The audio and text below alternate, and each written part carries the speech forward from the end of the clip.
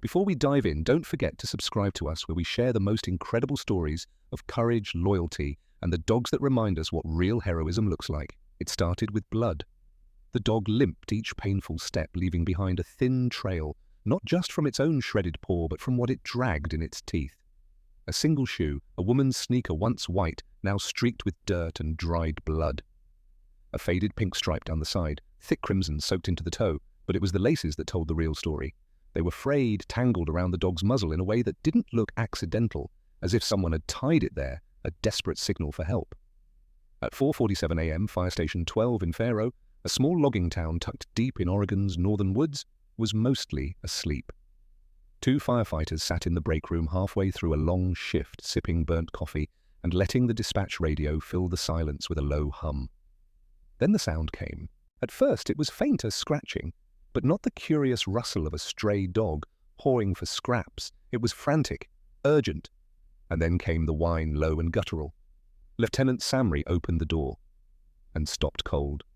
There, in the orange glow of the porch light, stood a German shepherd ribs, protruding coat caked in filth, entire body trembling from cold and exhaustion. But it wasn't the dog's condition that froze Sam in place. It was what hung from its mouth, a blood-soaked sneaker, the laces tied around its snout like a makeshift leash, a message no one could ignore. The dog stepped forward, dropped the shoe at Sam's feet, and barked. Just once. But it was enough. Sam's hair stood on end. Something in that bark went straight to the spine. It wasn't just a sound, it was a command. Within minutes, Sam and firefighter Carla Henderson were loading up the old forest rescue truck. No one stopped the dog as it leapt into the passenger seat and sat upright, eyes locked forward like it had somewhere to be, and time was running out. They didn't ask questions. Something in its gaze told them everything they needed to know. 10 minutes later, they pulled up at the edge of the forest behind Old Mill Road, a place most locals avoided. A place scarred by a fire a decade earlier that had blackened trees and left the woods looking like a graveyard. The dog bolted from the truck and vanished into the dark. Sam hesitated. "You sure we're really doing this, following astray into this?" Carla didn't even blink. "Look at that shoe. You think it dragged that thing for nothing?" The trail was nearly invisible, just a faint depression in the moss, the occasional snapped branch, and every now and then another drop of blood. The dog didn't look back. It didn't bark again. It just moved with that same driven purpose, as if it remembered every step it had once taken and now had to take again. About a mile in, they found it, a torn sweater snagged on a low branch, damp with dew, and something else. Carla picked it up with gloved hands. "Female," she murmured. "Small, maybe teenager, early 20s. Sam looked at the dog. It had stopped, ears up, body still. Then it growled, low, deep, controlled. And then it moved again, faster now. The sun had started to rise, long orange beams slicing through the skeletal forest. Then the dog froze again at the edge of a small clearing swallowed by brush and old fire scars. There was a mound. Leaves. Dirt. Branches. At first glance, it was nothing. But the dog stepped forward, pawed at it, and looked back. Sam went in first, knelt, brushed the leaves aside, and saw a hand, pale, streaked with soil, trembling, still alive. Carla dropped beside him, voice catching, as she called out, "Mum, can you hear me?" The woman's eyes flickered open. Blood matted her hair. Her lips cracked and dry. She rasped a single word, "Help." Carla was already on the radio. "Fire Station 12. We have a female early 20s unconscious with head trauma and signs of exposure. Immediate medical support required." Sam couldn't take his eyes off the dog now, sitting silently next to the girl, tail gently thumping. Its eyes. They weren't the eyes of a lost stray. They were the eyes of a guardian. Paramedics arrived quickly. The woman was barely clinging to consciousness. Hypothermic. Bleeding. Bruised. But alive. Before the ambulance doors shut, she gripped Carla's arm and said something that would echo through the day. "There's another one." Then she was gone. Lights flashing, sirens fading into the distance. The dog stood watching the ambulance disappear, and then turned back toward the woods. Sam and Carla exchanged a look. "You think?" Carla nodded. "Yeah. We follow. No more questions." They plunged deeper into the trees after a battered German shepherd with blood on its muzzle and something even more powerful in its eyes. purpose. The forest swallowed them quickly. As Sam and Carla trailed the dog deeper into the woods, the world behind them faded the road, the sky, even the light. The trees grew thicker, taller, tighter together, shadows stretched unnaturally long, and the silence was unreal. No birds, no breeze, no sound at all except the crunch of boots on damp earth and the soft rhythmic padding of the German shepherd moving ahead. Sam adjusted his radio. Static. "We're flying blind," Carla muttered. He glanced at the dog. Still limping. Still pressing forward, steady and determined. "Not blind," he said. "We've got him." The dog stopped suddenly near a fallen log, nose lifted. It sniffed the air once, twice, then turned left and dove into the brush. Without hesitation, Sam and Carla followed, pushing through brambles and vines, ducking branches that clawed like fingers. 10 minutes passed, then 20. They climbed a moss-covered ridge nearly hidden beneath roots and ferns. And that's when they saw it. A shack. Old, tilting, barely standing. The walls were weathered grey, the roof half collapsed, and the windows were nothing more than slits of rotted wood. If the wind blew hard enough, it might fall. But it wasn't the decay that stopped them. It was the door. Fresh scratches, deep, jagged, desperate, tore across the wood. Not old weather marks, recent. Violent. Something had tried to claw its way in. Or out. The dog sat silently beside it, not barking, not growling, just watching, waiting. Sam whispered, "That's not fear, that's grief." Carla stepped forward, hand on the flashlight clipped to her vest. "Do we go in?" Sam nodded. "No turning back now." The door creaked open. The air inside hit them like a slap, stale and metallic, thick with the scent of rust. And something sour. Human. Something that didn't belong to the present. Dust spiraled in sunbeams filtering through cracks in the roof. The room was mostly empty, a chair bolted to the floor. A bucket in the corner, coiled ropes on the ground, dark-stained and worn. But it was what lay in the center of the floor that made Carla gasp. A child's shoe, tiny, blue, cartoon print faded, blood smeared across the side. The dog stepped forward, nudged the shoe gently with its nose, and looked at them. Sam's voice dropped to a whisper. "There's another victim. A child." The air thickened with dread. Then the dog tensed. Head turning sharply, ears pinned forward, a deep, growling rumble built in its chest, not fear, fury. It bolted. "Go!" Sam barked, already running. They scrambled after it, dodging debris, ducking broken beams, pushing back into the woods. The dog led the way, no hesitation, no wasted steps. Not a lost animal anymore. A tracker. Hunter. Carla stumbled behind Sam, panting. "Where the hell is he taking us?" Sam didn't answer. He didn't need to, because the dog wasn't chasing. It was leading. They entered deeper brush now, darker than before. Thicker. Vines snaked around their boots, branches scraped skin. But every few yards the dog stopped, turned to look back, eyes fierce, as if to say, "Hurry. Time is running out." Then it stopped. A clearing barely 12 feet wide. Scattered trash, a blanket, a water bottle, a backpack purple. The strap, torn, a name stitched on the back. "Emily," Carla's voice cracked. "She's real." Sam knelt, touched the blanket. Still warm. She was here. Minutes ago. The dog sniffed the air, then turned sharply toward a ravine just beyond the clearing, and leapt. Sam and Carla followed, scrambling down the muddy slope, slipping and stumbling. Halfway down, Carla lost her footing. She tumbled, arms flailing, until something grabbed her. Not Sam, the dog. Its teeth clenched her jacket, holding just long enough for her to regain her balance. When she reached the bottom, she turned to it, breathless. "You're not just a stray," she said softly. "You're a soldier." The ravine opened into another shadowed glade, and in the center, a girl, maybe 8, barefoot, knees scraped, face ghost pale, tied to a tree with fraying rope, and standing over her, a man, tall, thin, wearing a grey hoodie. His back to them, the dog growled loud now, furious.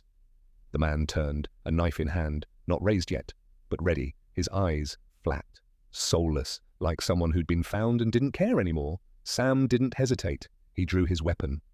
"Hands where I can see them."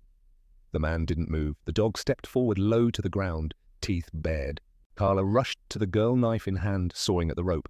The man twitched, and the dog launched, a blur of motion, fur, fury. It collided with the man's teeth, catching him square in the chest, knocking him back. The knife flew. Sam kicked it away, dropped to his knee, and pinned the man down. "Don't move," he barked, cuffing him with shaking hands. Carla had the girl now cradled in her arms. "Emily. Sweetheart, you're safe. You're safe."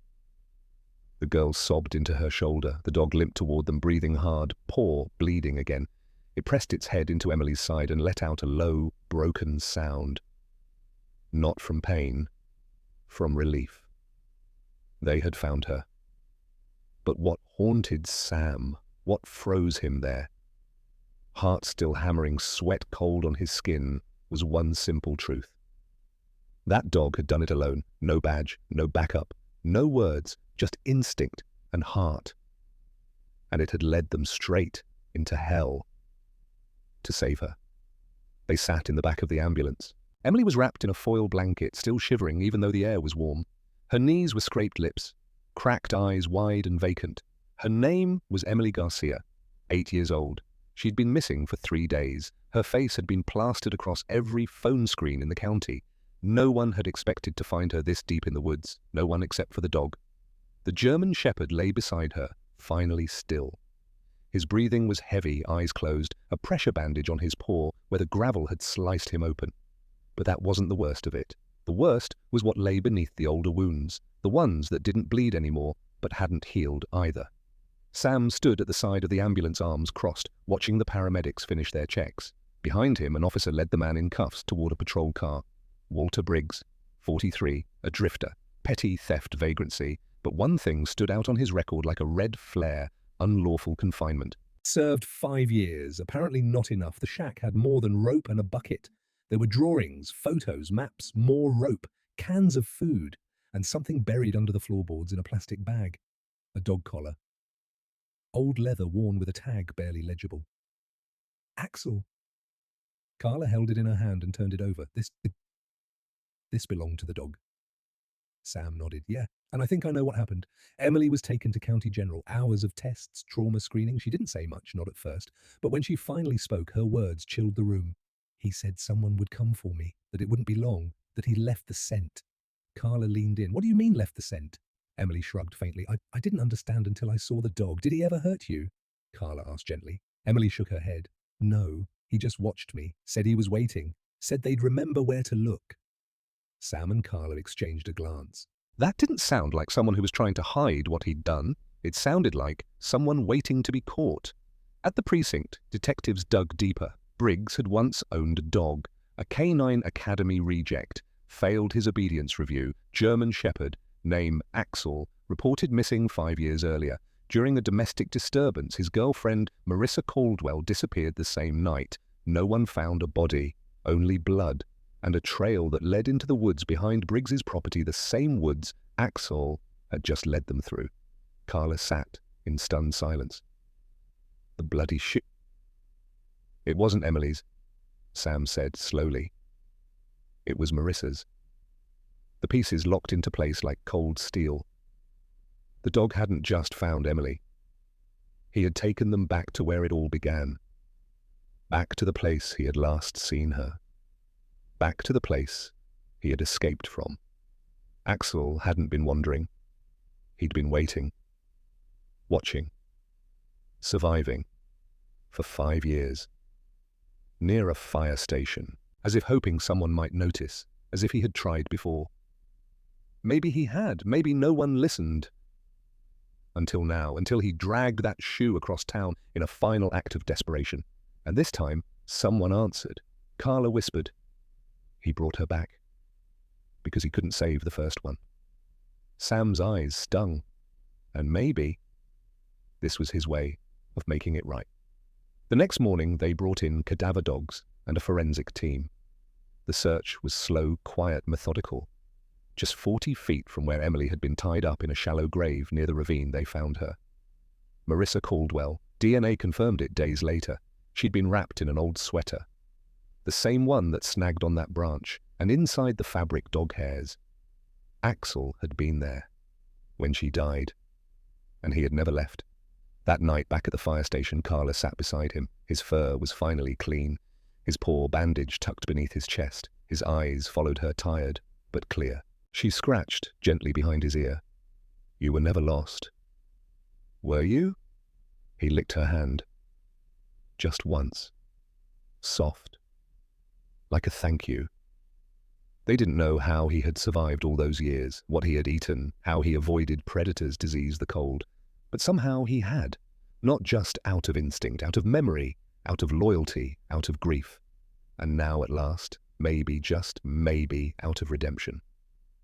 By the next morning, the story had already spread. A stray German shepherd had found a missing child deep in the Oregon woods, and in doing so had uncovered a long-lost grave. Headlines exploded across the country. Hero dog leads rescue to missing girl and unsolved murder. Stray shepherd uncovers forest. Secret, the dog who remembered people. Came to the fire station, left flowers, notes, dog treats. Children taped crayon drawings to the fence, almost all of them the same. A little girl and a big German shepherd standing in front of her like a knight. But Axel didn't know any of that. He lay quietly in the back of the firehouse, resting, healing. His paw was recovering. The wounds were bandaged, but the trauma that stayed, you could see it in the way he flinched at loud noises. How he only ate if Sam or Carla were nearby. How he slept, light, always half alert. Sam sat beside him one afternoon, flipping through papers, DNA results, case reports, and finally one document from the sheriff's office. A notarized form officially recognizing the dog known as Axel, presumed dead 5 years ago, as alive and accounted for. Still serving. Carla entered with 2 coffees. She handed one to Sam and knelt next to Axel. "He hasn't eaten much," she said quietly. "Just water, and he won't let anyone else near him." Sam nodded, watching the dog. "He doesn't trust easily anymore. Can you blame him? They tried everything over the next few days. Vet visits, quiet time, short walks around the station. Once they tried walking him back to the forest's edge, he stopped halfway, turned back, and sat by the station door, as if saying, 'I've done enough out there.' Then on the 4th day, a woman arrived. Her name was Dina Caldwell, Marissa's younger sister. She'd driven all the way from Seattle the moment she heard. When they handed her the worn leather collar, she held it like something sacred. "This was his," she whispered. "Marissa used to send me pictures. Said he never left her side." Her voice cracked. She would have never gone into those woods without him. Carla brought her inside. Axel was lying on a blanket. Tense. Still guarded, but when Dina entered, something shifted. He looked up, sniffed the air. Slowly, painfully, he rose to his feet and limped across the room. Then gently he pressed his head into her legs. Dina dropped to her knees. "Oh my God." "Axel!" He didn't bark, didn't whine, just let out a long, slow breath like he'd been holding it in for 5 years. That night, Dina asked what everyone had been silently wondering. "What happens now?" The room fell quiet. Sam finally spoke. "We've had adoption offers. From all over, even police departments. Some want to honor him, others want to put him back into service." Carla looked at Axel, curled by Dina's chair. "He's done more than enough," Dina hesitated. "I'd take him. I want to, but I have 2 kids. Both under 5. I'm scared. He's been through so much. I don't know if he's ready for that kind of chaos." Sam nodded. "We understand." So, they held a meeting, town council, fire chief, a few close friends who'd helped in the rescue. No one wanted Axel to end up back in a kennel, not after everything. But what did Axel want? That answer came the next morning. Just before sunrise, Carla arrived early to check on him. The blanket was empty. Panic jolted through her. She ran through the station out the side gate. Then she saw him, standing at the edge of the tree line, not moving, just staring. Carla walked quietly over, crouched beside him. "You want to go back?" He didn't answer, just kept looking into the woods. After a while, he turned his head toward her, then gently pressed his nose into her hand and limped back toward the fire station. Carla smiled, eyes wet. "Okay, well, we'll stay. You've done enough out there." From that day on, Axel was no longer a stray, no longer a survivor. He was family. The station built a space just for him, a bed, a window, a plaque above it that read, "Axel, the one who remembered." And every morning, just before sunrise, he walked to the edge of the woods, sat quietly, and remembered. The trial didn't take long. Walter Briggs was charged with kidnapping, unlawful confinement, and second-degree murder. He sat stone-faced through most of the proceedings until the prosecution showed the sneaker, the same one Axel had dragged across broken ground and gravel to the firehouse door. Briggs didn't flinch, but the courtroom did. There was no gasp, No movement, just a silence so thick it felt like thunder. Emily testified via recorded video. Her voice was small, steady, eyes wide and haunted, but brave. "He told me no one would find me," she said softly. "He said the dog would remember. He said the forest remembers." Her father stood behind her on screen, his hand resting protectively on her shoulder. A man barely holding himself together, but refusing to fall apart. When the sentence came, life without parole, no one cheered. There were only deep breaths. Finally, released. And tears. Emily's recovery was slow. The nightmares stayed. She flinched at sudden sounds, refused to sleep without the hallway light on. But her parents stayed close. So did her town, and eventually, she began to heal. She started drawing again. Her pictures were different now, stronger, sharper. One of the first was of Axel. She drew him with his eyes sad but strong, his nose bloodied, his tail curled like a shield behind her. She titled it "The Dog Who Found Me." Her therapist said it was how she turned fear into strength. Every week, Emily would ask the same thing. "Can I see him again?" It took time, but eventually the answer was yes. They arranged a quiet reunion one crisp Sunday morning in November. The crew set up a bench outside the fire station, 2 cups of cocoa, a blanket for Axel. Emily arrived with her parents bundled in a jacket 2 sizes too big. She approached slowly. Axel didn't bark, didn't jump. He walked forward, head low, and gently pressed it into her chest. She hugged him like he was a stuffed animal she'd lost and finally found. And for the first time in months, she smiled. 2 weeks later, the city held a ceremony. The mayor came, local news, firefighters in full uniform. But none of that mattered, not really, because Axel was there. He stood calmly beside Sam and Carla, his coat now clean, a new vest fitted to his frame. When the fire chief stepped forward with a polished wooden box, he opened it to reveal a gleaming medal. For courage without command. For loyalty without leash. For leading when no one else could. Sam knelt and clipped the medal onto Axel's collar, then stepped up to the mic. "He was never just a stray," Sam said quietly. "He was waiting. Waiting for us to listen." No one spoke. No one needed to. Tears did the talking. That night, after the crowd had left and the lights were dimmed, Carla found Axel lying beside the fire truck, his head on his paws staring into the quiet dark. She sat beside him and unfolded a note from her jacket, a message from Emily. She read it aloud. "Dear Axel, thank you for being brave when I was scared. Thank you for not forgetting. I love you." Emily Axel didn't move, but his tail gave one slow, soft thump, and Carla smiled. In the months that followed, Axel remained at the firehouse, not as a mascot, not as a pet, but as something more. He didn't work. He watched. He stayed. Children came on weekends to visit. Veterans sent letters.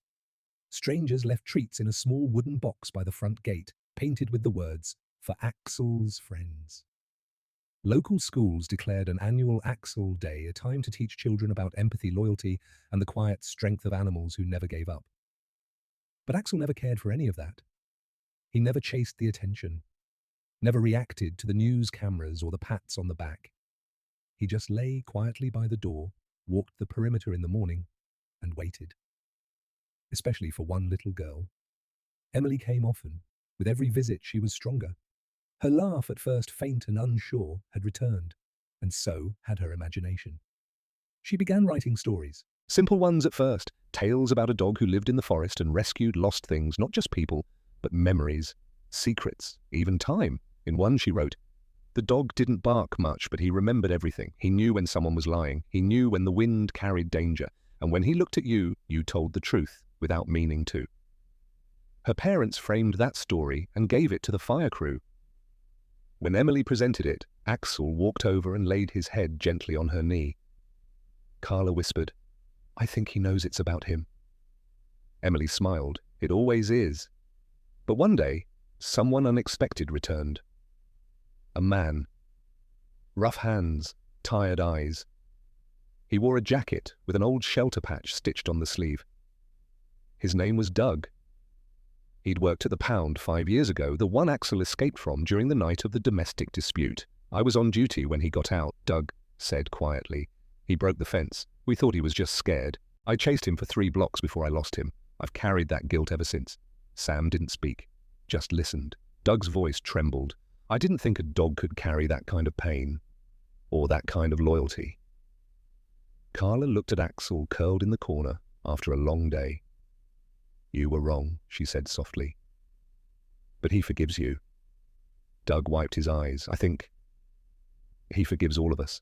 That night, Carla sat outside under a sky littered with stars.